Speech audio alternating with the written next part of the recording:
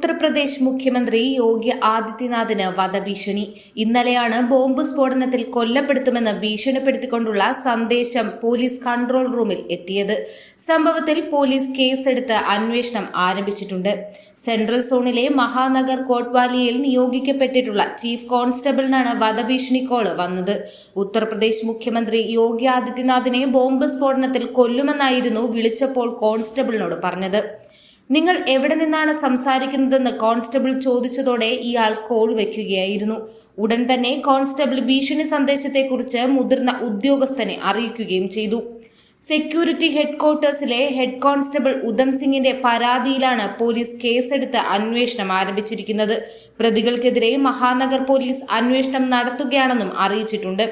കഴിഞ്ഞ മാസം യോഗി ആദിത്യനാഥിന്റെ ഔദ്യോഗിക വസതിക്ക് നേരെ ബോംബ് ഭീഷണി ഉണ്ടായിരുന്നു. ഇതിന് പിന്നാലെ മുഖ്യമന്ത്രിയുടെ വസതിക്ക് പുറത്ത് സുരക്ഷ ശക്തമാക്കുകയും ചെയ്തിട്ടുണ്ട്. കൂടുതൽ വാർത്തകൾ അറിയുവാനായി ഈ ചാനൽ സബ്സ്ക്രൈബ് ചെയ്ത് ഫോളോ ചെയ്യുക.